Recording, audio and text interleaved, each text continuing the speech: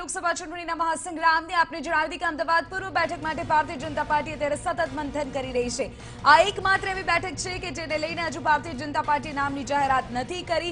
સૂત્રો જણાવી રહ્યા છે કે વલ્લભ કાકડિયાના નામની અત્યારે ચર્ચા થઈ રહી છે, તો સીકે પટેલનું નામ પણ અત્યારે એટલું જ ચર્ચામાં છે। આ બંને નામોની ચર્ચા અત્યારે થઈ રહી હોય તેવી જાણકારી। સીકે પટેલ અને ઓમ માથુર વચ્ચે બેઠક યોજાઈ હોવાની પણ અત્યારે વિગતો મળી રહી છે। આપણે જણાવી દઈએ કે અમદાવાદ પૂર્વની બેઠકને લઈને ભારતીય જનતા પાર્ટી હજુ પણ મંથન કરી રહી છે। सूत्र पासेथी एवी जानकारी मળી રહી છે કે સીકે પટેલ અને વલ્લભ કાકડિયા બંને નામોની ચાલી રહી છે ચર્ચા।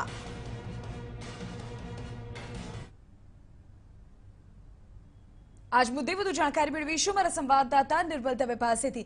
નિર્મલ, એકમાત્ર બેઠક કે જેનું નામ ભારતીય જનતા પાર્ટી હજુ જાહેર નથી કર્યું, આવતીકાલે અંતિમ દિવસ છે, અત્યારે શું જાણકારી મળી રહી છે કે આ નામોને લઈને ચર્ચા ચાલી રહી છે ત્યાં?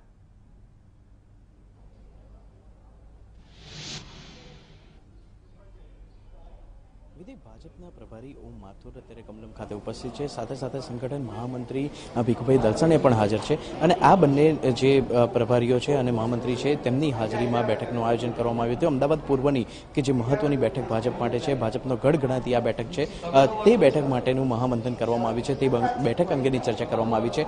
ખાસ કરીને જે ભાજપના ચાલુ ધારાસભ્ય છે, ઠક્કર બાપાનગર વિસ્તારના ચાલુ ધારાસભ્ય છે વલ્લભભાઈ કાકડિયા, તેમની સાથે પણ ચર્ચા કરવામાં આવી હતી। સાથે સાથે સીકે પટેલ કે જેનું નામ અત્યારે અમદાવાદ પૂર્વની લોકસભા બેઠક પર સૌથી વધારે ચર્ચામાં છે, રેસમાં છે, એટલે આ બંને જે નેતાઓ છે તેમની સાથે પણ વાતચીત કરવામાં આવી હતી, તેમની સાથે પણ ચર્ચા કરવામાં આવી હતી।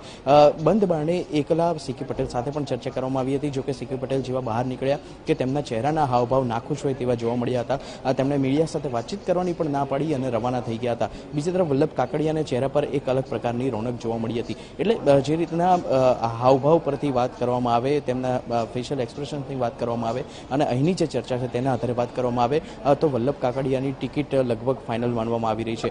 જે રીતે કોંગ્રેસ દ્વારા પાટીદાર ઉમેદવારને ટિકિટ આપવામાં આવી છે તેની સામે શક્યતા પાટીદાર ઉમેદવારને પણ ઉમેદવારને જ ભાજપ ટિકિટ આપે તેવી શક્યતા જોવા મળી રહી છે।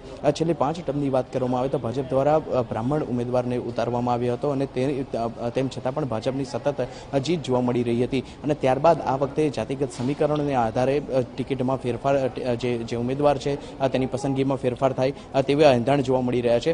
જે રીતની કોંગ્રેસ દ્વારા ગીતા પટેલની ટિકિટ આપવામાં આવી રહી છે ત્યારે શક્યતા અહીં જોવા મળી રહી છે કે આ બે જ નામ સીકે પટેલ અથવા તો વલ્લભ કાકડિયા તે બંનેના નામ પર ચર્ચા અને મહામંથન કરવામાં આવી રહ્યું છે। જોકે પસંદગીનો કળશ વલ્લભ કાકડિયા સામે ઢોળાય તો કોઈ શંકાને સ્થાન નથી, તો કોઈ નવાઈ પામવાની સ્થિતિ નહીં આવે।